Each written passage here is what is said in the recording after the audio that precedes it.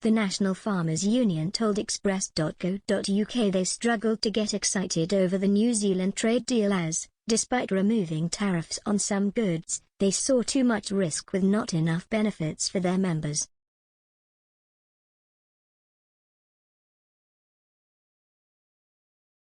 Vice President of the National Farmers Union, Tom Bradshaw, told Express.co.uk he and his members were finding it difficult to champion post-Brexit trade deals as he saw little benefits for his members.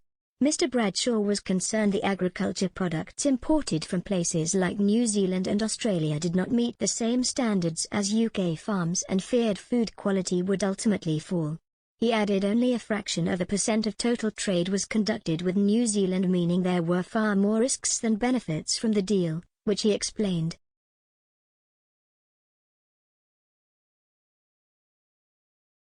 Speaking to Express.co.uk, Mr. Bradshaw revealed his concerns over the New Zealand and Australia post-Brexit trade deal, which he fears could hurt British farmers.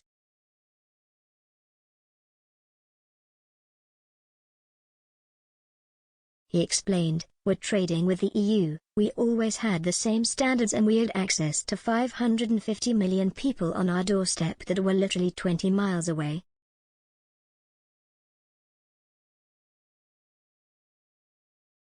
And so that's why trade was deemed to be easy with the EU.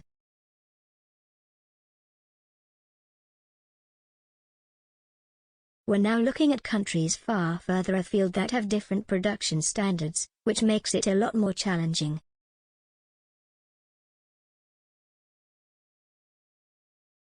If you're looking at GDP growth for the country, and it's suggested there was going to be a huge benefit for the country as a whole, then I think we'd be finding it far more difficult to object to the trade deals.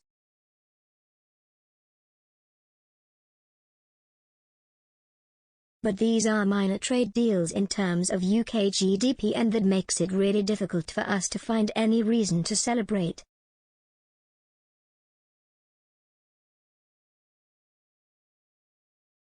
Because ultimately, we want things that are going to help grow the UK economy, help agriculture thrive.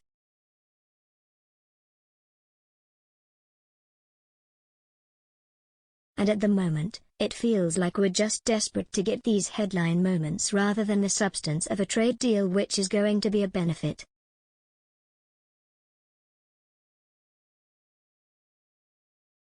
As part of the New Zealand trade deal, tariffs will be removed from clothing, ships, bulldozers, and New Zealand agriculture goods.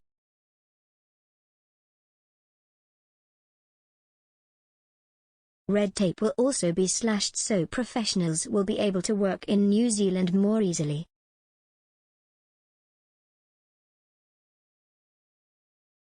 However, the impact on the UK's economy has been challenged by analysts after it was pointed out the UK only conducts 0.2% of its trade with New Zealand.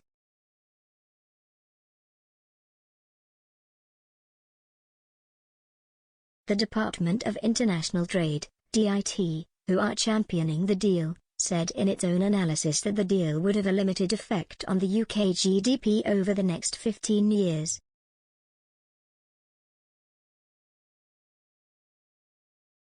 They forecast it could have an impact as low as 0.01% to minus 0.01%.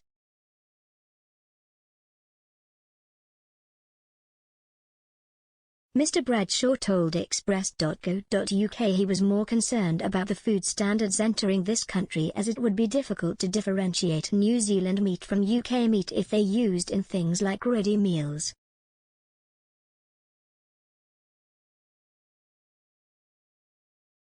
The farming boss wanted safeguards put in place to ensure the public did not see their food standards decrease as a result of the deal.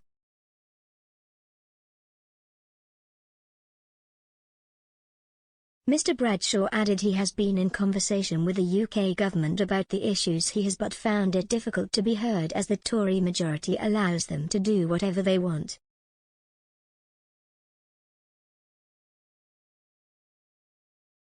Instead, Mr. Bradshaw was looking for small wins to hopefully build up into something bigger.